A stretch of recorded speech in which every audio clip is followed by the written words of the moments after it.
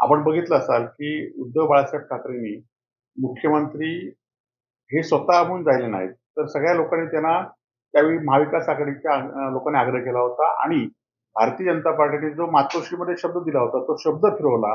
म्हणून उद्धव बाळासाहेब त्यावेळी मुख्यमंत्री झाले.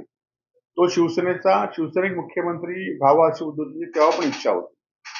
आज आपण बघितलं असाल, की त्यानंतर झालेल्या विधानसभेच्या निवडणुकीनंतर आज पण उद्धवजी स्वतःहून विधान परिषद सदस्य म्हणून शपथ घेतली असती त्याला सगळ्यांचा पाठिंबा होता. परंतु उद्धवजींनी नेहमीच पक्षातल्या सामान्य कार्यकर्त्याला संधी देण्याचं ठरवलं होतं आणि म्हणूनच आज अनेक लोक मोठ्या-मोठ्या पदापर्यंत पोहोचले.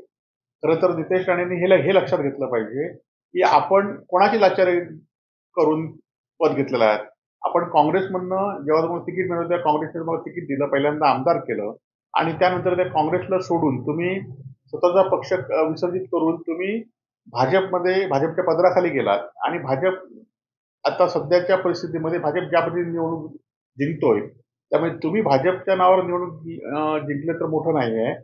पण उद्धव बाळासाहेब ठाकरे आणि त्यांच्यावर असणारे कार्यकर्ते आजही एका शक्तीविरुद्ध लढतायत आणि ते कुठेही लाचारी करत नाहीत. तर लाचारी करायची असेल तर उद्धवजींना अनेक पदं मिळाली असती आणि आज पण आपण बघितलं असाल, की जो तुम्ही मोर्चा काढताय, जे काय सरकारच्या विरोधात आपल्या सरकारच्या विरोधात ज्या करतायत कारण तुम्ही कुठेतरी कमी पडलाय आणि त्यामुळे लोकांचं लक्ष दुसरीकडे वळवण्यासाठी तुम्ही हे करताय.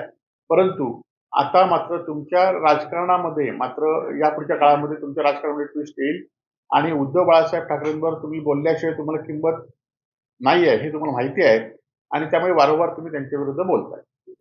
नारायण राणेंना मुख्यमंत्री बाळासाहेबांनी केल्यानंतर पुढच्या वर्षीच्या निवडणुकीमध्ये सत्ता गेली आणि त्यामुळे ते मुख्यमंत्री बसलेले आहेत. त्याच्या पुढच्या निवडणुकीमध्ये सुद्धा त्यांनी प्रयत्न केले होते, पण तरी पण सत्ता आली नाही. त्यामुळे नारायण राणे मुख्यमंत्री होऊ शकले नाही ही वस्तुस्थिती आहे. आणि उद्धवजी बाळासाहेब ठाकरेंनी स्वतः आपण बघितलं असेल, की त्यानंतर सुद्धा आमची सत्ता आली आणि त्या सत्तेमध्ये स्वतः कुठलं पद घेतलं नव्हतं.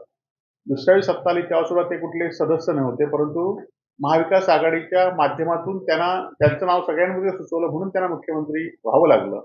आणि त्याच वेळी त्यांनी मुख्यमंत्र्यांचा राजीनामा दिला. त्याचबरोबर सदस्याचा पण राजीनामा ते त्यावेळी देणार होते. परंतु वरिष्ठांनी त्यांनी थांबवलं आणि त्यांच्या शब्दाला मान म्हणून तो त्या ठिकाणी दिला नव्हता. आणि आज पण उद्धवजींनी स्वतः म्हटले असेल तर स्वतः पण झाले असते सदस्य. काही लोक आपण बघितलं की 50-50 वर्ष सदस्य म्हणून काम करतायत. परंतु उद्धवजींनी तसं केलं नाही. सामान्य कार्यकर्त्याला पुन्हा एकदा संधी दिली.